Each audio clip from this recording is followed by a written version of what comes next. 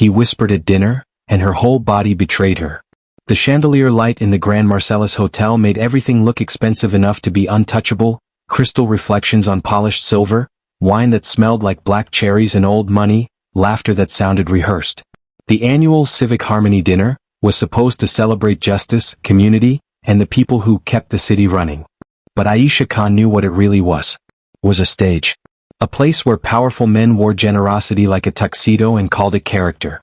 A place where donors smiled at cameras while quietly deciding which neighborhoods deserved parks, and which deserved police checkpoints. Aisha sat with her back straight, shoulders relaxed, hands calm on her lap. She wore a simple midnight blue dress, nothing flashy, nothing that begged for approval. Her hair was pinned neatly, her makeup soft and professional. She looked like someone who belonged, but not like someone who was trying to prove it. And that alone made certain people uncomfortable. She'd been invited as a community representative, which was a polite way of saying, "We want you in the photos." Aisha had helped win a landmark case for low-income tenants facing mass eviction. Families who had been treated like clutter the city wanted to sweep away. The media called her a rising star. The communities called her a shield. The powerful called her inconvenient. She smiled when she needed to. She nodded when someone performed kindness at her. And she kept her eyes moving, always reading the room the way she read a courtroom.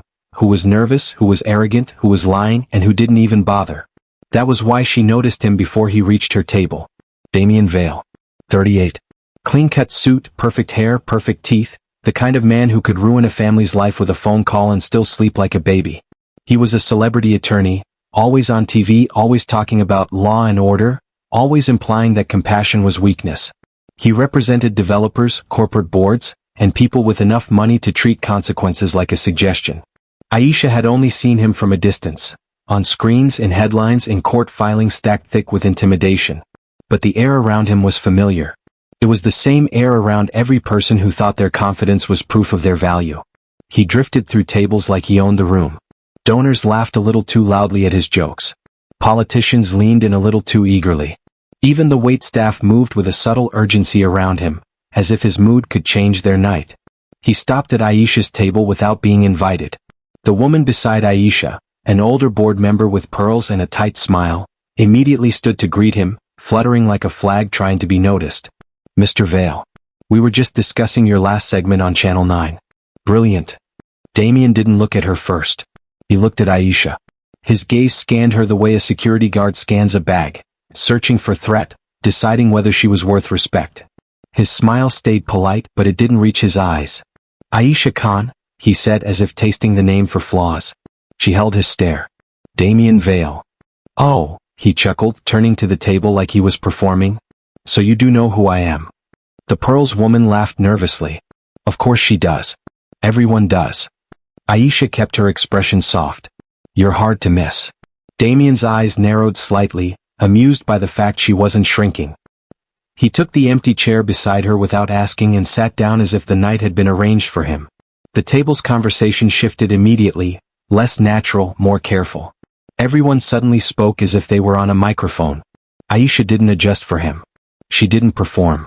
That, more than anything, seemed to irritate him. The first course arrived. Salad shaped like sculpture, the kind of food that looked wealthy enough to be insulted if you chewed too loudly. Damien made small talk with the donors. Golf, charities, crime statistics. The usual fear-flavored cocktails served at tables like this. Then the topic drifted, inevitably, to the tenant case Aisha had won. A donor with a silver watch leaned toward her. "So you're the one who slowed down the Riverside project?" Aisha nodded. "We stopped an illegal eviction. The project can continue without throwing families out like trash." The donor laughed like she told a joke. "Well, you certainly made things complicated." Damien stirred his water slowly. Complicated is one word. Aisha didn't look at him, but she felt his presence press closer, like a shadow leaning in. He smiled at the donor. "Some people confuse obstruction with justice." The Pearls woman gasped softly as if he'd just said something brave. Aisha set her fork down carefully. "And some people confuse power with entitlement." A hush fell over the table. Damien's smile grew wider. "There she is." Aisha met his eyes. "Here I am." He lifted his glass slightly as if toasting her. "You're sharper than I expected." The words sounded like a compliment, but they carried that subtle poison of surprise, I didn't think someone like you would be this capable. Aisha had heard it her whole life in different outfits. The main course arrived. Steak for those who wanted it, fish for those who claimed morals, and a vegetarian dish for those who wanted to look modern without changing anything. Aisha barely tasted hers. She'd learned to eat slowly at events like this, not because she enjoyed it but because rushing made people think you were nervous. Damien watched her like he was studying a witness. And then, during a moment when the table burst into laughter at something a councilman said, Damien leaned closer, close enough that his suit brushed Aisha's arm. He turned his head slightly, like he was about to share a harmless joke. Instead, he put his mouth near her ear and whispered something so low, so precise that no one else could hear. You don't belong here. Aisha's spine went cold. Her breath caught like her body had forgotten how to inhale. The room didn't change. People still laughed, plates still clinked, music still floated. But inside Aisha, something shifted sharply like a lock clicking open. Damien continued, voice like silk wrapped around a blade. This room is for people who matter. You're a guest. A token. A pretty story they tell to prove they're good. Her fingers tightened slightly around her napkin. She kept her face calm, but her pulse thudded hard in her throat. Damien's breath warmed her ear. Enjoy your little victory. I'll take back everything you think you won. Aisha's whole body trembled, just a faint ripple under her skin, like electricity finding ground. She hated that reaction. She hated that her nervous system answered him before her pride could. Damien leaned back into his chair, still smiling politely as if he'd just complimented her dress. Aisha stared at her plate for one breath. Then two. Then she lifted her eyes slowly, looking at him with the calm of someone who had already survived worse storms than men like him. Are you finished? She asked softly. Damien blinked, surprised by the steadiness in her tone. Aisha smiled, small, controlled. Because if you're trying to scare me, you'll need a bigger imagination. Damien's smile sharpened. Oh, I'm not trying to scare you. I'm trying to warn you. Aisha leaned in a fraction, making it look like casual conversation. Warnings are for people you think might listen. Damien's eyes flickered. Annoyance, interest, something darker. Across the room, the host tapped the microphone for a speech. Applause rose. Everyone turned toward the stage. Damien used the distraction to whisper one more sentence even lower. Tomorrow morning you'll get a call. Then you'll understand what revenge looks like when you can afford it. Aisha's jaw tightened, but she refused to look away first. Damien stood, straightened his jacket, and moved toward another table, leaving behind the scent of expensive cologne and cheaper character. Aisha sat still. The applause roared around her. And in her chest, fear tried to take root. But Aisha had learned something young. Fear was a visitor. It knocked loud, it demanded attention, it tried to move in permanently. You didn't have to let it. She lifted her glass, sipped water, and let the cold remind her she was still in control. Her phone buzzed once under the table. Aisha didn't look immediately. She waited until the host's voice rose on stage, talking about unity and opportunity. Then she slid her phone out and read the message. Unknown number. You should have stayed in your lane. Aisha's eyes narrowed, not in panic but in calculation. Because now she understood the real point of tonight. The dinner wasn't about honoring her. It was about locating her. Marking her. Letting her know the cost of refusing to bow. She slipped her phone away, folded her napkin with careful neatness and stood with grace. No scene. No drama. No giving the room the satisfaction of watching her crack. As she walked toward the hallway, the Pearls woman hissed quietly, Where are you going? The speech is still happening. Aisha smiled politely. I need air. And as she passed the mirrored walls, she caught her own reflection. Calm face, steady eyes, elegant posture. But beneath it all, the tremble in her muscles still lingered, an echo of his whisper.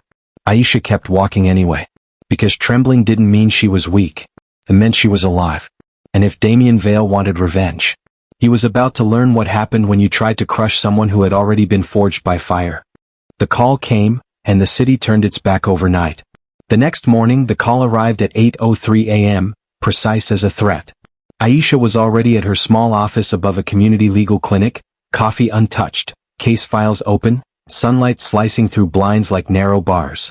She believed in early mornings the way some people believed in prayer, because if you got there before the chaos, you could shape the day before it shaped you.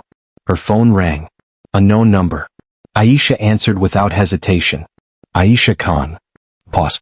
Then a woman's voice, smooth, corporate, rehearsed. Ms. Khan, this is Leona Prescott from the City Ethics Committee. Aisha's stomach tightened. Yes.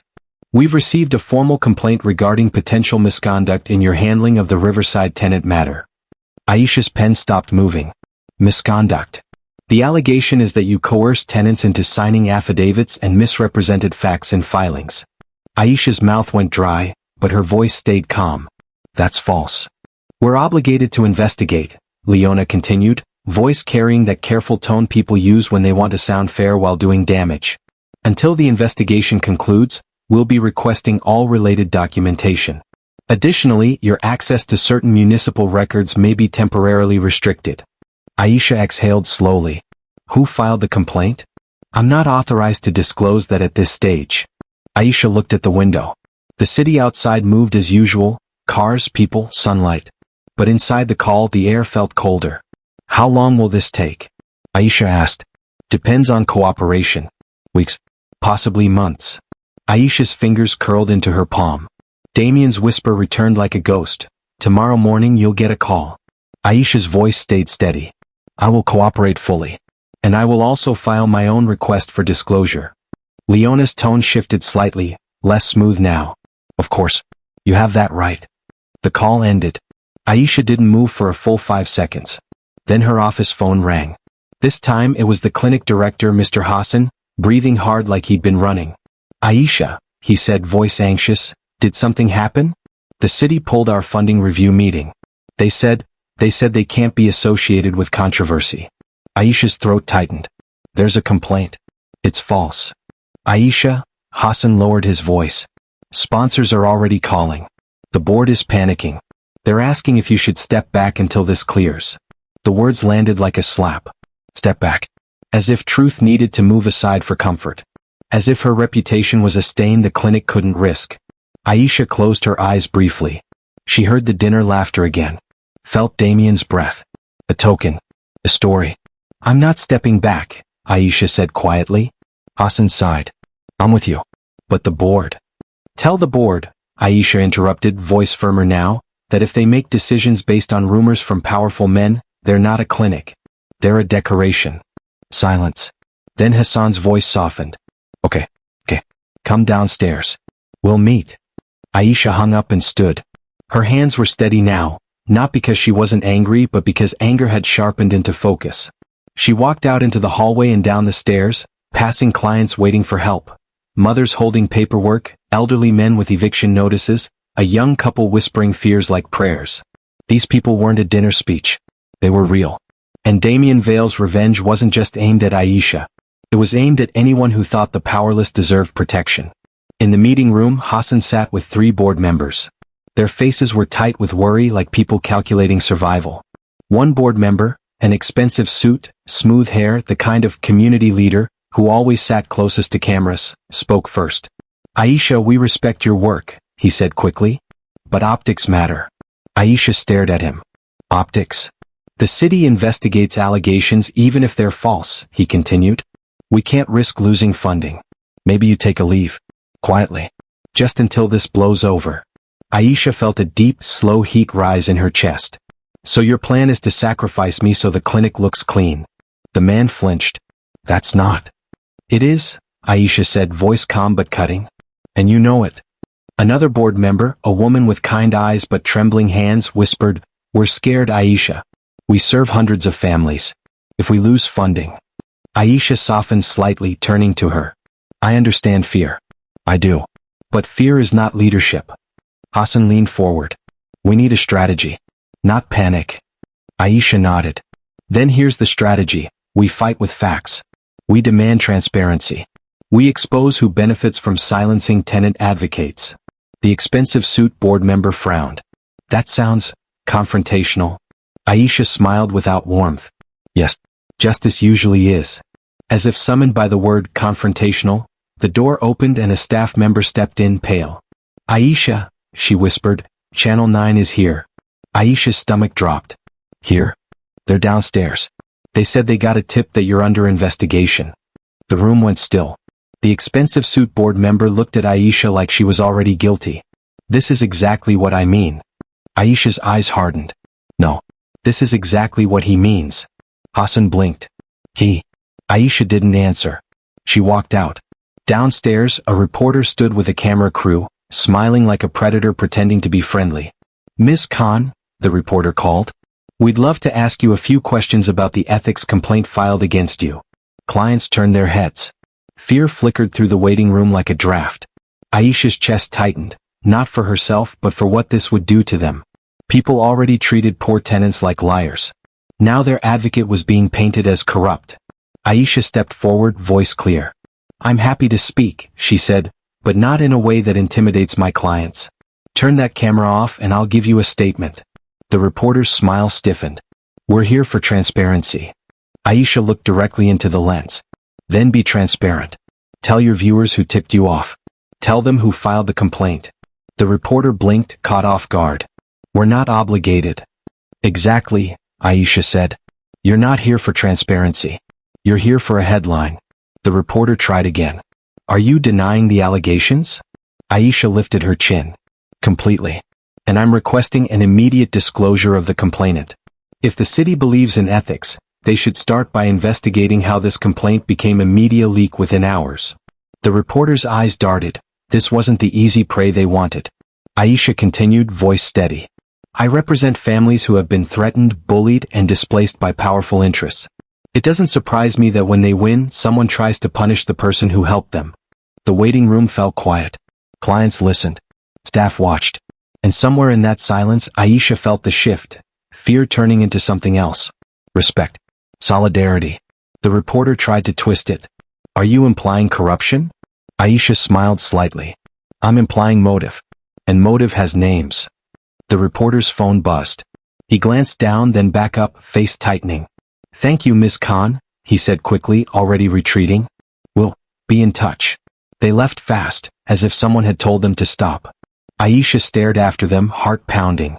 Then her own phone buzzed. Unknown number again. Unknown number. "Not bad. But you'll still lose. Check your email." Aisha opened her inbox. There it was. A formal notice.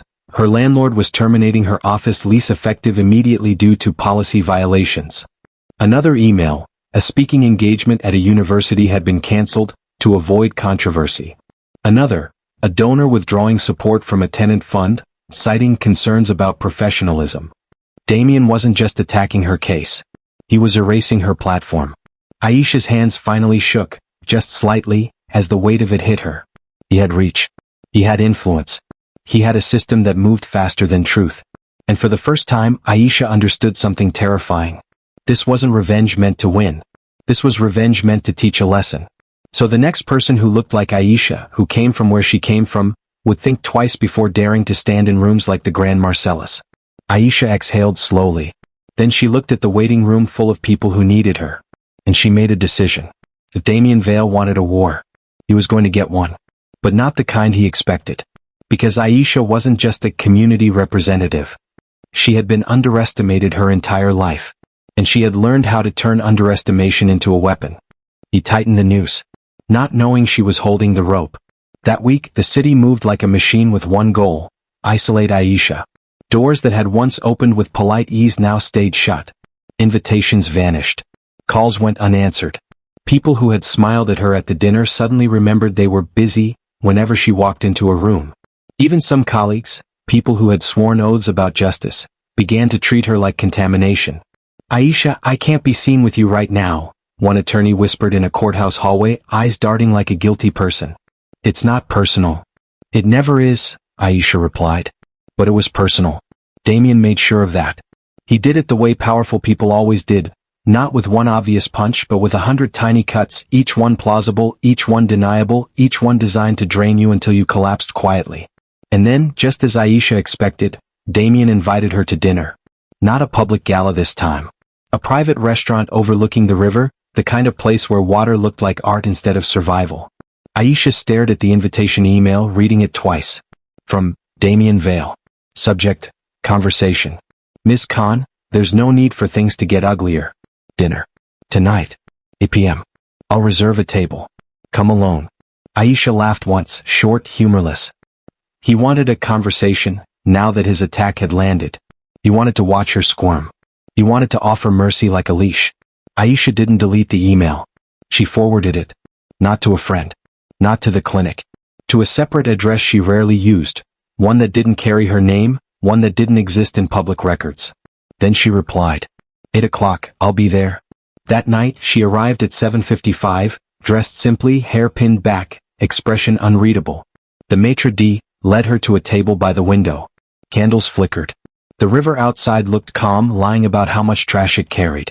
Damien arrived at exactly 8:02, as if being late was his way of asserting dominance. He sat down, smiled, and for a moment he looked like a man who had never been told no. You came, he said. Aisha folded her hands. You asked. Damien leaned back. Do you know why I respect you? Aisha didn't answer. I respect that you didn't collapse, Damien continued, voice smooth. Most people do. They panic. They plead. They apologize. Aisha stared at him. Should I be grateful for your admiration? Damien chuckled. No. You should be realistic. He tapped the table lightly. You're talented. But talent isn't enough. The system runs on relationships. And right now, your relationships are disappearing. Aisha's face stayed calm, but inside she felt the familiar fury rising, because he wasn't wrong. That was the sickest part. The system did protect people like him. Damien leaned forward slightly, lowering his voice the way he had at the gala. I can stop this, he said. The complaint, the leaks, the funding pressure, all of it. Aisha's eyes narrowed. And what do you want in return? Damien smiled like he'd been waiting for that question. I want you to disappear. Aisha's fingers tensed. From what? From Riverside, Damien said. From tenant advocacy. From politics. From my world. Aisha tilted her head. Your world. Damien's smile sharpened. Don't pretend you don't understand. There are boundaries. Invisible ones. People like you love pretending they don't exist until they slam into them. Aisha's voice stayed soft. People like me. Damien lifted his glass. Don't make it about identity. That's the card you all play when you're losing. Aisha's jaw tightened, but she forced her breathing to stay even. Damien continued. Here's the deal. You sign a statement retracting certain claims in your filings. You publicly step away from the Riverside case. You take a nice job somewhere safe, some nonprofit board position where you write polite reports. Aisha stared at him. And if I don't? Damien shrugged. Then the investigation drags. Your clinic suffers. Your clients lose trust. And eventually you become a cautionary tale. Aisha let silence stretch. Then she asked quietly, do you feel powerful when you do this? Damien's eyes flickered. I feel responsible. Someone has to keep order. Aisha almost smiled. Order. Is that what you call it? Damien leaned closer. Call it whatever you want. I call it reality. And reality doesn't care about your principles. Aisha looked out the window for one moment, watching the river move. Then she looked back at Damien. You whispered at me at the gala, she said softly. You told me I didn't belong. Damien's expression remained calm, but his eyes sharpened. And? Aisha leaned in, voice quiet enough that only he could hear. You're right, she said. I don't belong in rooms where people mistake cruelty for intelligence. Damien's jaw tightened slightly. Aisha continued, but you're wrong about one thing. Damien's smile returned. Oh. Aisha's eyes stayed steady. You think I'm alone? Damien paused just a fraction. Aren't you? Aisha reached into her purse slowly, calmly, like she was grabbing lipstick. Damien's body stiffened, alert. But she didn't pull out a weapon. She pulled out her phone. She placed it on the table. Screen facing up. A timer ran. 00:18. 00:19. 00:20. Damien's eyes narrowed. What is this? Aisha's voice stayed soft. Insurance. Damien's smile faded. Are you recording me? Aisha didn't blink. Do you want to risk it? Damien's gaze hardened. That's illegal. Aisha's smile was small. So is filing false ethics complaints. So is intimidation. So is using influence to obstruct justice. Damien leaned back, anger flashing. You think you can threaten me? Aisha's voice stayed calm. No. I think you threatened yourself when you decided I was disposable. Damien stared at her, really stared now, like he was seeing her for the first time. You're playing a dangerous game, he said quietly. Aisha nodded. I know. Damien's lips curled. And you think you'll win? Aisha glanced at his cufflinks, gold engraved with a crest. The kind of detail men like him wore to remind themselves they were above consequences. I think, Aisha said slowly, that you've never met someone who can survive losing everything, because they never thought it belonged to them in the first place. Damien's eyes narrowed further. What does that mean? It meant Aisha didn't fight to protect comfort. She fought because she'd already lived without it. Damien leaned in again, voice low, sharp. You want to know what my revenge looks like? Aisha met his eyes. Show me. Damien smiled, cold now. Fine. He stood, smoothed his jacket, and left without another word. Aisha didn't move. She let the timer keep running. Because the truth was, she hadn't come here to negotiate. She had come here to confirm something. Damien Vale wasn't just arrogant. He was reckless. And reckless men always made mistakes when they thought they were untouchable. Aisha picked up her phone, ended the timer, and stood. As she walked out, her own phone buzzed with a new message. Unknown number. Tomorrow you'll wish you had signed. Aisha smiled faintly. Because tomorrow? Damien was going to wish he'd never whispered at all. His revenge went public, and so did her truth. The next day, the city woke up to a scandal, one carefully packaged for maximum humiliation. At 7:12 a.m., a video hit social media. Aisha in a courthouse hallway, cropped tight, a headline slapped across it, tenant lawyer under ethics investigation. Did she fabricate evidence? By 8:30, local news stations were playing the clip in loops. Talking heads argued with dramatic concern. Comment sections filled with venom. Some called her a fraud. Some called her a troublemaker. Some used words that had nothing to do with law and everything to do with hate. At 9:05, the City Ethics Committee released a statement. The investigation was ongoing, and Aisha's access to certain courthouse resources was now restricted. At 9:30, the clinic's board called an emergency meeting without Aisha. At 10 o'clock, Aisha arrived at court for a scheduled hearing and found her name missing from the docket. A clerk avoided her eyes. It's been reassigned. Reassigned to who? Aisha asked. The clerk swallowed. Mr. Vale is representing the developer now. He requested reassignment due to conflict concerns. Aisha's chest tightened. Damien wasn't just attacking her reputation. He was trying to remove her from the battlefield entirely. And he had done it in the most public, humiliating way possible. Turning ethics into a weapon, turning media into a hammer. Aisha stood in the courthouse hallway, surrounded by rushing bodies, and felt the tremble return. Not fear this time, but fury. A man in a suit walked past and muttered loudly, "Guess the activist got exposed." Another laughed. Aisha didn't react outwardly. She walked out of the courthouse, phone buzzing nonstop. Calls. Messages. Reporters. Then a private number rang. Aisha answered. Aisha. Damien's voice came through, calm as if he were discussing the weather. Good morning, he said. How's reality? Aisha's grip tightened on her phone. Is this what you wanted? A mob. Damien chuckled. I wanted balance. Aisha's voice went cold. You wanted silence. Damien's tone sharpened. Don't be dramatic. You can end this today. A statement. A quiet resignation. You'll even get to keep your pride if you phrase it well. Aisha stepped into a side street, away from courthouse noise. And if I don't? Damien paused. Then I'll finish what I started. Aisha's voice dropped. You already did your worst. Damien laughed softly. No, Miss Khan. This is the appetizer. The call ended. Aisha stood still, breathing. Then she did something Damien Vale didn't understand. She stopped trying to survive. And started preparing to win. She walked back to the clinic, where staff looked at her with mixed fear and loyalty. Some avoided her gaze. Others watched her like she was a candle they didn't want to blow out. Hassan met her at the door, face pale. The board? I know, Aisha said. Where are the clients? In the waiting room, he whispered. They're scared. They saw the news. Aisha nodded. Bring them together. Within minutes, the clinic's small meeting space filled. Families, tenants, staff. People who had trusted Aisha with their fear. Aisha stood in front of them, hands clasped, voice steady. I want you to hear this from me, she said. Everything you're seeing is an attack meant to make you feel alone. A woman holding a toddler whispered, Are you going to jail? Aisha softened her gaze. No. And even if they try to scare us with words, the truth is still the truth. An older man asked, Why are they doing this? Aisha exhaled. Because we made them uncomfortable. Because when people like us win, powerful people feel embarrassed. And embarrassed powerful people can get cruel. Silence. Then Aisha said, I'm going to show you something. She pulled out a folder. Inside were documents, Public records, linked entities, donor trails, emails leaked to her anonymously months ago and verified since. A network of developers, shell charities, and civic initiatives, all tied back to one thing: control of Riverside.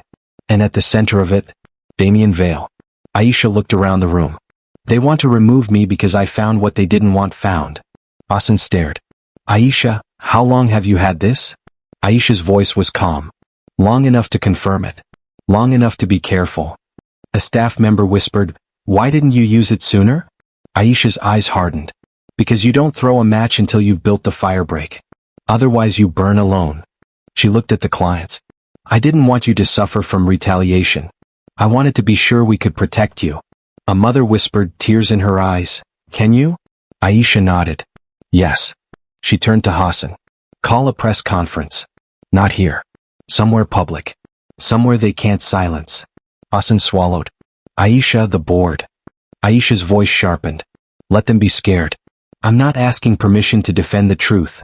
That afternoon, Aisha stood on the steps of the courthouse with tenants behind her. Families, elders, workers, students. Real people. No tuxedos. No chandeliers. No staged laughter. Reporters crowded. Cameras flashed. Aisha stepped to the microphone. I'm Aisha Khan, she began, voice steady, and I'm being targeted for doing my job. A reporter shouted, are you under investigation? Aisha nodded. Yes. For a complaint that has no evidence, only timing. She held up the printed timeline. Complaint filed, leaked to media, funding pulled, lease terminated, case reassigned. Look at how quickly it happened, Aisha said. This wasn't ethics. This was strategy. Another reporter shouted, are you accusing Damien Vale? Aisha paused. She let silence hold the moment. Then she said clearly, yes. A murmur swept through the crowd. Aisha continued. Damien Vale represents the developer attempting to displace Riverside families. He is also connected to donors and organizations shaping the city's narrative about revitalization. She held up documents. These are public records. These are financial trails. These are communications. Cameras zoomed. Damien's name echoed through microphones. Then Aisha said the sentence that changed the air. I was invited to the Civic Harmony dinner as a symbol. A photo opportunity. A story. Last night, Damien Vale whispered in my ear that I didn't belong in rooms like that. Today I'm here to tell you, this city doesn't belong to people who buy it. A roar of voices rose behind her. Support, anger, solidarity. Aisha lifted her hand, calming them. I won't play their game, she said. I won't threaten. I won't intimidate. I will do what they hate most. I will document. She looked directly into cameras. And I invite the City Ethics Committee to investigate something real, how a confidential complaint became a media leak within hours, and who benefited from that leak.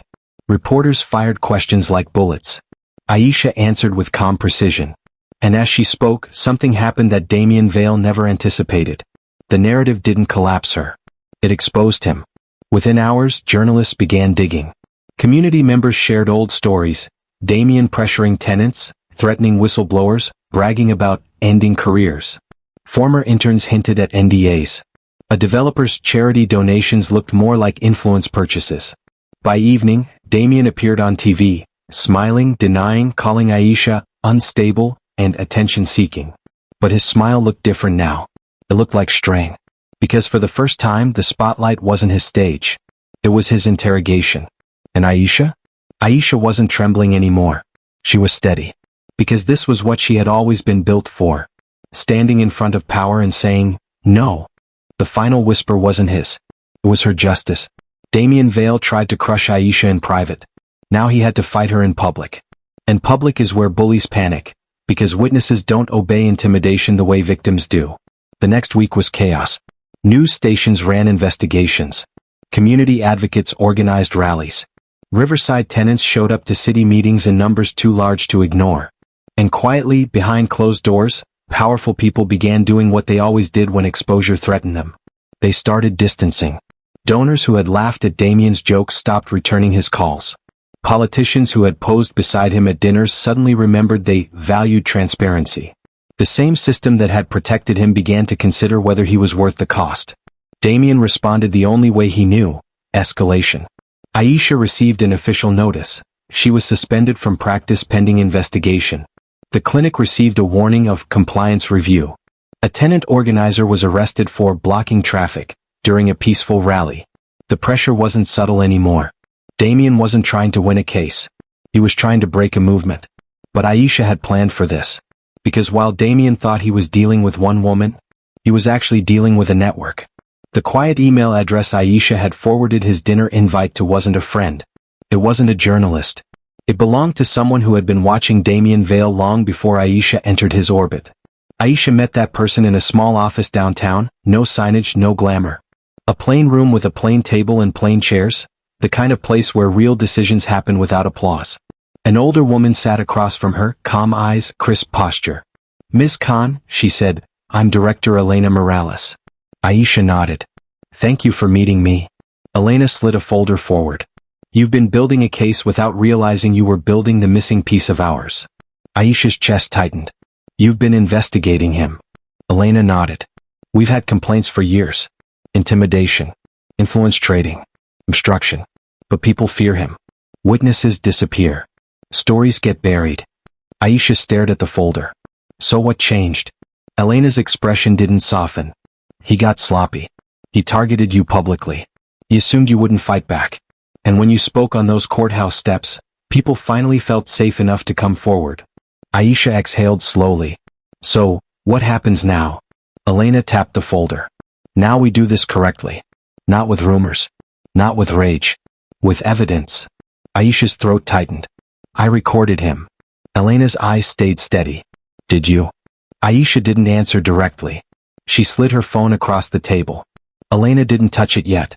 "Ms. Khan," she said quietly, "people like Damien Vale survive because they believe rules are for other people. They build power by making everyone else feel small." Aisha nodded. "He tried." Elena's eyes narrowed. "And?" Aisha's voice was calm. "And he failed."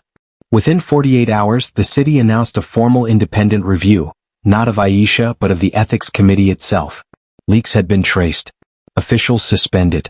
Suddenly, the same institutions that had moved like lightning to punish Aisha now moved like lightning to protect themselves. Then the real blow landed. Damien Vale was served, publicly, outside the courthouse. A subpoena. Not for Aisha's case. For his. Charges weren't announced immediately. But the headline that followed was enough to change the temperature of the entire city. Celebrity attorney Damien Vale under federal investigation for corruption and witness intimidation. Damien's face was caught on camera as he read it. And for the first time the smile didn't appear. His eyes flickered, anger, disbelief, fear. Because now the system he had used as a weapon was turning into a mirror. He tried to fight back. He went on television again but his words sounded hollow. He called it a witch hunt. But the documents were too clean, the timelines too precise, the witnesses too many. Former clients came forward. Former employees broke NDAs and accepted protection. Even one of the donors from the Civic Harmony dinner, terrified of being dragged down, released emails showing Damien had pressured him to handle Aisha. Damien's network cracked under the weight of sunlight. And then, on a rainy afternoon much like the night he'd offered conversation, Damien asked to meet Aisha again. This time he didn't invite her. He requested. Aisha met him in a courthouse conference room, supervised, recorded, legal counsel present. No candles. No river view. No control. Damien walked in looking smaller than he had at the gala. His suit was still expensive but it didn't wear the same. It looked like armor with dents. He sat across from Aisha, jaw tight, eyes bloodshot with sleepless anger. For a long moment he didn't speak. Aisha waited. Finally, Damien leaned forward just a fraction, as if muscle memory still wanted dominance. He lowered his voice. "You think you won?" he said. Aisha's expression didn't change. "I think you did this to yourself." Damien's lips curled. "You humiliated me." Aisha's tone stayed even. "You tried to erase me." Damien swallowed. His eyes flashed. "Do you know what it feels like to have everyone turn on you?" Aisha looked at him, really looked. Then she said quietly, "Do you know what it feels like to have everyone doubt you before you even speak? To walk into rooms and be treated like a mistake that learned to talk?" Damien stared, silent. Aisha continued, "You whispered that I didn't belong. But the truth is, you never believed anyone belonged unless you approved." Damien's hands tightened. "You ruined my life." Aisha shook her head slowly. "No. I interrupted your pattern." He stared at her, breathing hard. Then he did something that surprised everyone in the room. He leaned closer, not close enough to intimidate but close enough to try one last time to reclaim the old power of a whisper. He spoke softly. "What do you want?" he asked. "Money? A settlement? A job? Name it." Aisha held his gaze. Then she leaned in slightly, not to threaten, not to gloat, but to make sure he heard her clearly. And she whispered back. "I want you to understand," she said softly, "that people are not toys for your ego." Damien blinked. Aisha's voice stayed low. "I want you to understand that every time you crushed someone quietly, you trained yourself to believe you were invincible." She leaned back, speaking normally now so everyone could hear. "And I want Riverside families to stay in their homes." Damien's jaw tightened. "That's not up to me anymore." Aisha nodded. "Exactly. Because that was the point. Power was most dangerous when it was concentrated in one person's hands. Justice was what happened when that concentration broke. 2 months later, the Riverside project was halted, not destroyed but restructured with legal protections, transparent oversight, and a binding agreement that guaranteed tenants could remain with fair terms. The clinic's funding returned, this time with community-backed donors instead of political favors. Aisha's suspension was lifted, and the ethics committee issued a formal statement acknowledging the investigation into her had been compromised by improper external influence. Damien Vale's law license was suspended pending trial. And in a quiet moment after the biggest court hearing of her career, Aisha stood outside the courthouse alone, feeling the cool wind on her face. Hassan walked up beside her, smiling softly. "You did it." Aisha exhaled. "We did it." Hassan nodded toward the crowd across the street, Riverside families holding signs, not angry now but proud. "They're waiting to thank you." Aisha stared at them, heart tightening. Then she walked toward them, not as a symbol, not as a token, as a person who had refused to be erased. A little girl stepped forward and offered Aisha a hand-drawn picture of a building with bright windows and stick figures holding hands. Aisha knelt, accepting it carefully. "Thank you," she whispered. The girl smiled. "My mom said you helped us stay." Aisha swallowed hard, eyes shining. "Your mom helped," Aisha said softly. "I just didn't leave." Because that was the real moral Damien Vale never learned until it was too late. You can whisper threats into someone's ear. You can try to make them tremble. You can call them small. But if they have resilience, community, and truth, your revenge becomes your confession. And your power becomes your downfall.